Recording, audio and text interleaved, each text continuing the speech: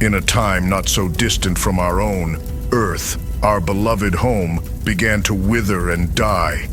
Once a cradle of life, her fertile soil now lay barren, and the oceans that had once teemed with life were drained of life.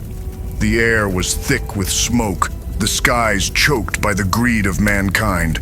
Overpopulation ran rampant, and the never-ending thirst for consumer goods drained the last vestiges of her natural beauty. Vast cities stretched across the land, but beneath their gleaming surfaces, people grew restless, unfulfilled, and sickened by destruction of nature for material wealth. All around, the cry for help went unheard as the world burned and the soil grew infertile. Forests that once stood as towering sentinels fell to the wants of commerce, and once lush fields now lay desolate, void of life. Earth, her heart heavy with the weight of mankind's indifference, began to wither and die, and the light of hope seemed to fade from the world.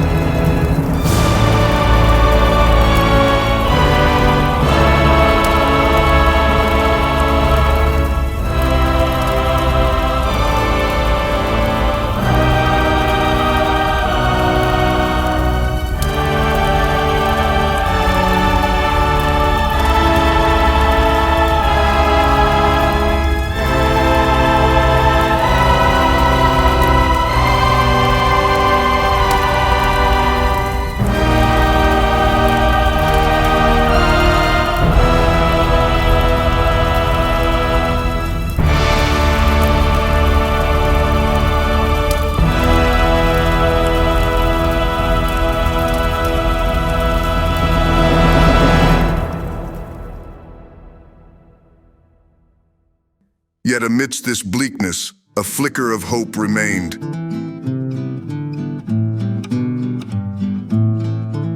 Giorni passano lenti e ti penso, senza te la notte è un immenso. Il vento porta un aroma lontano, il cuore batte piano lentamente.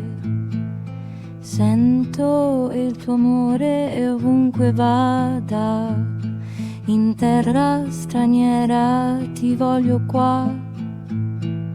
Sento il tuo amore e ovunque vada, in terra straniera ti voglio qua. In the eternal city of Rome, one man searched for a long-lost secret. The temple of Anima Mundi. In a crumbling library of forgotten knowledge, Anima Mundi sought the key to saving the dying planet. He pored over ancient tomes. There, among the dust and shadows, he uncovered an ancient prophecy that spoke of the earth as a living being, a goddess with the power to give birth to a new world. The legend told of a sacred mountain shaped of a woman, a place where Earth's womb lay hidden, waiting to be awakened, waiting to couple with life to make life, waiting for a lover from the myriad beings on Earth to spark life anew in the earth.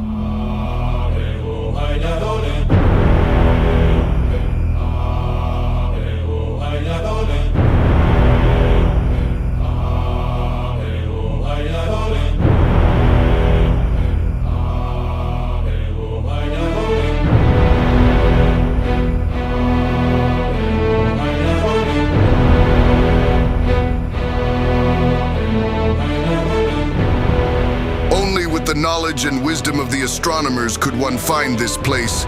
Only they, only he, could awaken the earth to her destiny.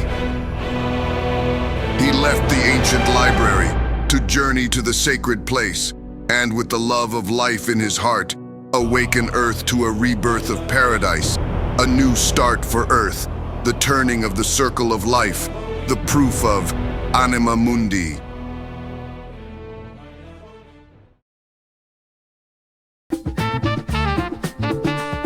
Meanwhile, in the palatial towers of the world's elite, the emperor and a mad professor live in the lap of luxury, each indifferent to the devastation of Earth in their own way.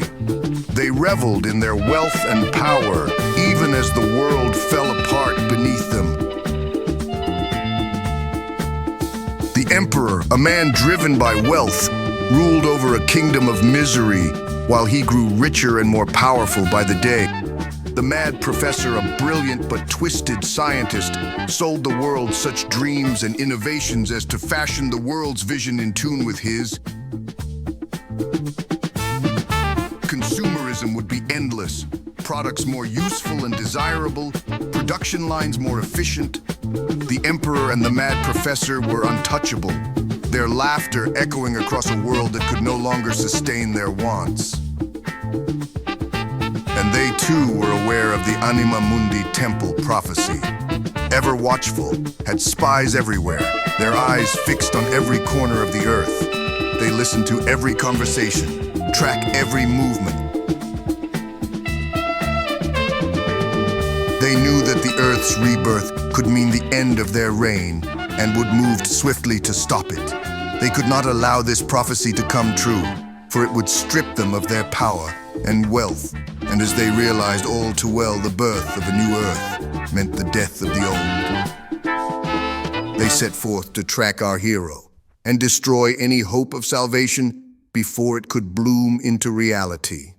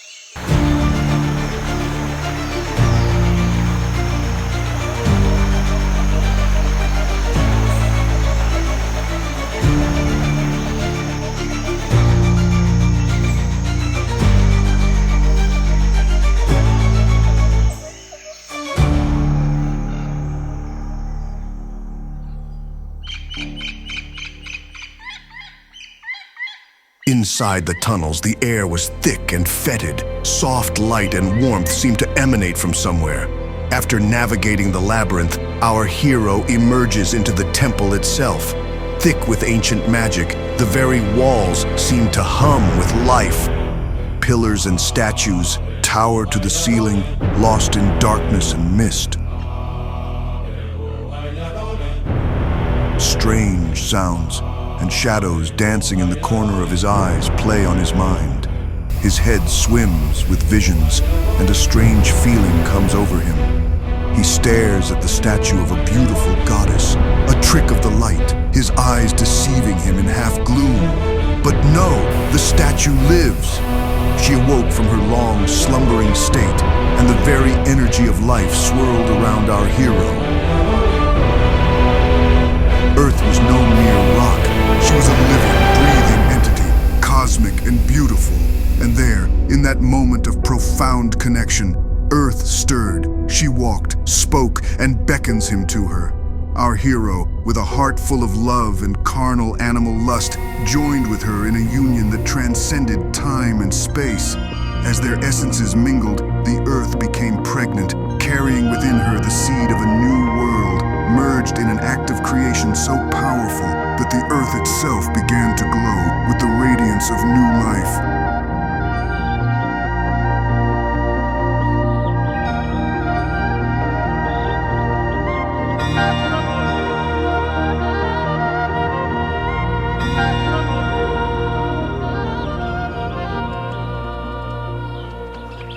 Anima Mundi emerged from the Earth's temple the morning after the night before.